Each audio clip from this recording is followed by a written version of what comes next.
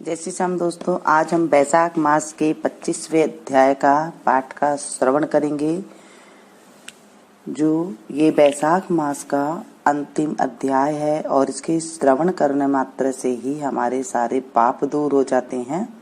तो चलिए शुरू करते हैं 25वां अध्याय। बोलिए विष्णु भगवान की जय। बैसाख मास की जय। बैसाख महात्म की जय। श्री सुतदेव जी कहने लगे, हे राजन, बैसाख में शुक्ल पक्ष के अंत की जो 3 तिथि पूर्णमासी तक है वे बड़ी शुभ फल देने वाली है। ये तीनों तिथि पुष्करिणी कहलाती है। ये समस्त पापों को दूर करने वाली है। जो कोई बैसाख मास में महीने भर तक स्नान नहीं कर सकता, उन्हें इन 3 तिथियों में स्नान करने से संपूर्ण फल मिल जाते हैं। संपूर्ण देवता त्रयोदशी के दिन इकट्ठे होकर जीवों को पवित्र करते हैं। पूर्णमासी के दिन विष्णु भगवान के संग संपूर्ण तीर्थ इकट्ठे होते हैं। चतुर्दशी के दिन यज्ञ सहित सब देवता उन्हें पवित्र करते हैं। कोई कैसा ही ब्रह्मघाती अथवा मद्यपान करता हो, ये सबको पवित्र करते हैं। प्राचीन काल में बैसाख कोई एकादशी के दिन विष्णु भगवान ने अमृत उत्पन्न किया। द्वादशी के दिन उसकी रक्षा की। त्रयोदशी के दिन देवताओं को अमृत पिलाया और चतुर्दशी के दिन देवताओं के विरोधी दैत्यों का नाश किया तथा पूर्णमासी के दिन देवताओं ने अपने राज्य को प्राप्त किया। इससे देवताओं ने प्रसन्न हो इन 3 तिथियों के प्रति पूर्वक प्रफुल्लित चित्त से वरदान दिया था। बैसाख में ये तीनों तिथियां शुभ होती है। पुत्र पुत्रादि फल देने वाली और मनुष्य के पापों को दूर करने वाली है। जो अधम मनुष्य संपूर्ण बैसाख मास में स्नान नहीं कर सकते, वह इन 3 तिथियों में स्नान करने से पुण्य फल प्राप्त कर लेते हैं। जो मनुष्य इन तिथियों में भी स्नान दान आदि नहीं करते, वे चांडाल की योनि पाते हैं, फिर गौरव नरक में जाते हैं। जो इन तीनों तिथियों में गर्म जल से स्नान करते हैं, वह 14 मनवंतर तक रौरव नरक में निवास करते हैं। पितृश्वरों और देवताओं के लिए जो दही और अन्न दान नहीं करते, वे पिशाच की योनि प्रलय काल तक भोगते हैं। जो बैसाख मास में नियम पूर्वक कर्तव्य कर्मों में लगे रहते हैं, वे विष्णु भगवान की सायुज्य मुक्ति को प्राप्त होते हैं। इसमें संदेह नहीं है। जो बैसाख में कुल महीने में नियम पूर्वक न रहकर केवल इन 3 तिथियों में शास्त्र विहित कर्म करते हैं, वे पूर्ण फल पाकर विष्णु लोक में निवास करते हैं। जो मनुष्य देवता, पितृश्वर, गुरु और विष्णु भगवान के निमित्त स्नान दान नहीं करते, उन्हें हम शाप दे देते हैं। वे मनुष्य निसंतान, आयुहीन और दुखी होंगे। देवता ऐसा वर देकर अपने अपने धाम को चले गए। अतः वे तीनों तिथियां बड़ी पुण्यकारिणी और सब पापों को नाश करने वाली है तथा तीनों पुष्करिणी कहलाती है। पुत्र और पौत्र को बढ़ाने वाली होती है। जो स्त्री पूर्णमासी के दिन ब्राह्मण को मालपुआ और खीर भोजन करावे तो कीर्तिमान पुत्र होवे। पिछले इन्हीं 3 दिनों में जो कोई गीता का पाठ करे, उसे प्रतिदिन अश्वमेध यज्ञ करने का फल मिले, इसमें कोई संदेह नहीं। जो कोई इन 3 तिथियों में विष्णु सहस्त्र नाम का पाठ करता है, उसके पुण्य के फल कहने की तो किसी में भी स्वर्ग तथा पृथ्वी भर में सामर्थ्य नहीं है। पूर्णमासी के दिन कोई सहस्त्र नाम का पाठ करे और एक एक नाम पर मधुसूदन भगवान को दूध से स्नान करावे, तो उसके सब पाप दूर हो जाते हैं और वह विष्णु लोक को जाता है। जो सभी उत्तम उत्तम पदार्थों द्वारा मधुसूदन भगवान का पूजन करे, तो कल्पांत में भी उसके पुण्य क्षीण नहीं होते हैं। जो कोई मनुष्य बैसाख में न स्नान करे न दान करे, वह ब्रह्म हत्या, गुरुघाती और पितृस्वरों का नाश करने वाला होता है। जो कोई नित्य प्रति श्रीमद् भागवत का एक एक श्लोक, अर्ध श्लोक या चौथाई श्लोक पढ़े, वह ब्रह्मत्व को प्राप्त होता है। इन 3 दिनों में श्रीमद् भागवत की कथा सुनने वाला कभी भी पापों में लिप्त नहीं होता, जैसे कमल के पत्ते पर जल नहीं ठहरता। इन 3 तिथियों में विधिवत भगवत पूजा, स्नान, दान आदि करने से बहुत से मनुष्य देवता हो गए हैं, कितने ही सिद्ध बन गए हैं और कितने ही ब्रह्म भाव को प्राप्त हुए हैं। ब्रह्मज्ञानी अथवा प्रयागराज में मरने से मोक्ष मिलता है, अथवा बैसाख मास में नियम पूर्वक स्नान करने से मोक्ष मिलता है। बैसाख के पूर्णिमासी के दिन स्नान करके नीले रंग का सांड छोड़े तो समस्त बंधन से छूटकर धर्म, अर्थ, काम और मोक्ष की प्राप्ति होती है। जो गरीब कुटुंबी ब्राह्मण को गोदान देता है वह अकाल मृत्यु से छूटकर परलोक में परम पद को प्राप्त होता है। जो मनुष्य बैसाख के पूर्णिमासी को बिना स्नान दान किए बिता देती हैं वह 100 जन्म तक कुत्ता की योनि में पड़कर विष्टा के कीड़े होते हैं। तीनों भुवन में 3.5 करोड़ तीर्थ हैं। ये सब इकट्ठे होकर पाप समूह से डर से सलाह करने लगे कि पापी मनुष्य अपने किए पाप हमारे बीच में त्यागते हैं तो हमारे पाप कैसे दूर होंगे। ऐसी चिंता करते हुए तीर्थपाद हरि भगवान की शरण में गए और अनेक स्तोत्र द्वारा स्तुति करके प्रार्थना करने लगे।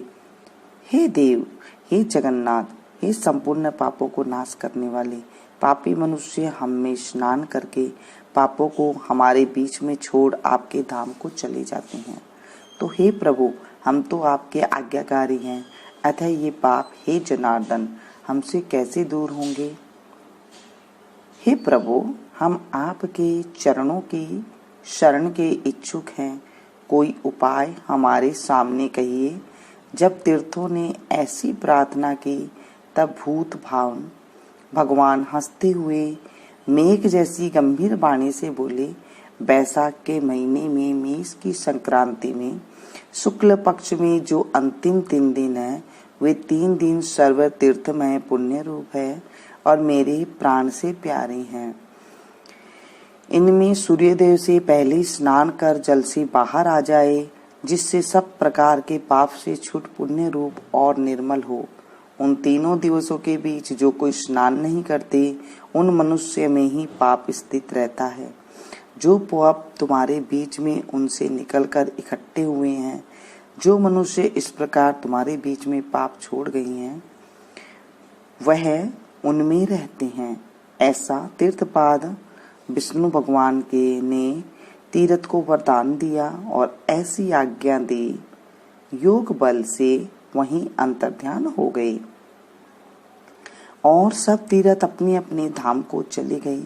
प्रतिवर्ष बैसाख के महीने में पिछले 3 दिन में सब अपनी अपनी पापों को छोड़ निर्मल होते हैं। जो बैसाख के पिछले 3 दिनों में स्नान नहीं करते उन्हीं के ऊपर सब मनुष्य के पाप आकर के ठहर जाते हैं। इस प्रकार स्नान न करने वाले मनुष्य को तीर्थ शाप देते हैं। जो कोई इन 3 दिनों में स्नान नहीं करता उसके समान कोई पापी नहीं है। ऐसा पाप किसी भी शास्त्र में न देखा न सुना है। अतएव पिछले 3 दिवस में स्नान, दान और मधुसूदन भगवान की पूजा न करे तो इससे तुल्य कोई पाप नहीं है। जो इन कर्मों को न करे वह 14 मनवंतर तक नरक में पड़ा रहे। इस प्रकार संपूर्ण बैसाख का महात्म महाबुद्धिमान श्रुतिकीर्ति ने आगे कहा हुआ जैसे जैसे सुना था देखा तदनुसार ही माधव मास की कथा का वर्णन की गई है। इस महात्म को पूरी रीति से वर्णन करने की सामर्थ्य तो ब्रह्मा की भी नहीं है। पहले कैलाश के शिखर पर बैठकर पार्वती जी ने महादेव जी से पूछा, तब महादेव जी 100 वर्ष तक यही कथा कहते रहे तो भी पूरी न हुई। तब असमर्थ हो चुप हो गए। विष्णु भगवान जगन्नाथ श्री नारायण के बिना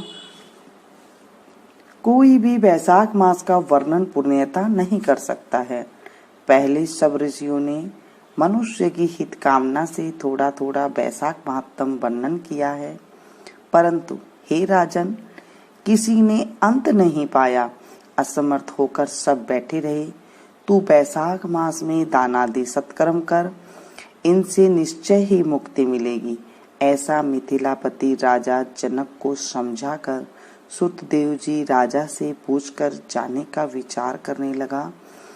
तो राजा को एक साथ अल्लाद उत्पन्न हो गया, नेत्रों से जल टपकने लगा। तब उत्सव करने में प्रवृत्त हुआ और अपनी बुद्धि के लिए सुतदेव जी को पालकी में बैठाकर ग्राम की प्रदक्षिणा कर चतुरंगनी सेना को संग भेजा और पीछे पीछे स्वयं चला। फिर अंतपुर में ले जाकर वस्त्र, आभूषण, गो, पृथ्वी, तिल, सुवर्ण आदि सब प्रकार के वैभव आगे रख नमस्कार कर हाथ जोड़ सन्मुख खड़ा हो गया। तब महातेजस्वी महायशस्वी सुतदेव जी अत्यंत संतुष्ट हो प्रसन्नता पूर्वक अपने धाम को चले गए। तब नारद जी कहने लगे, हे राजा अम्बरीश, यह परम अद्भुत आख्यान मैंने तुम्हारे सन्मुख वर्णन किया, जिससे सुनने से ही संपूर्ण पाप नष्ट हो जाते हैं और सब प्रकार की संपत्ति मिलती है। इसी से भोग, ज्ञान और मोक्ष प्राप्त होता है।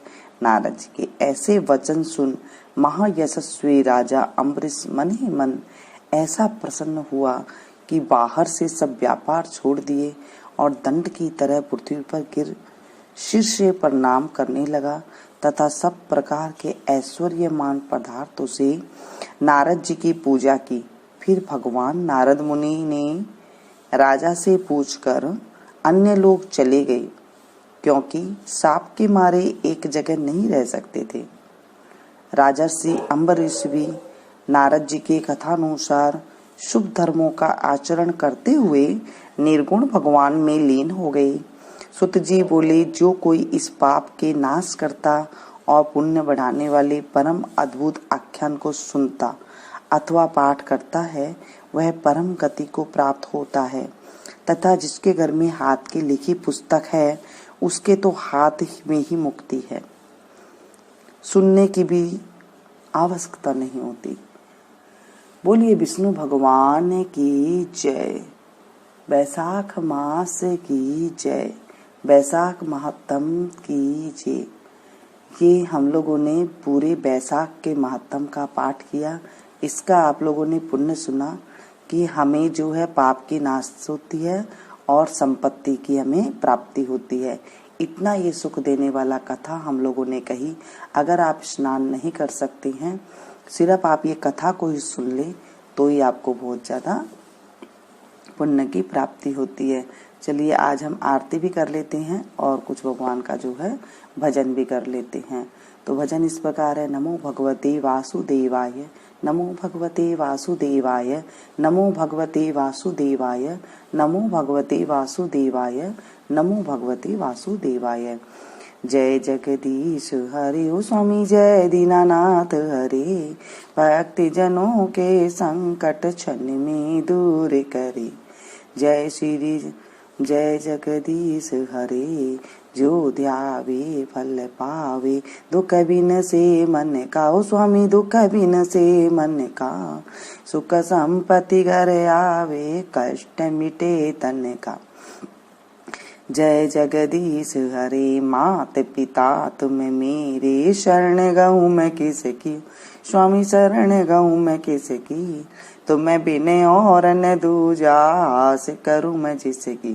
जय जगदीश हरे, तुम पूर्ण परमात्मा, तुम्हें अंतर्यामी, ओ स्वामी आप अंतर्यामी, पार ब्रह्म परमेश्वर तुम सबके स्वामी।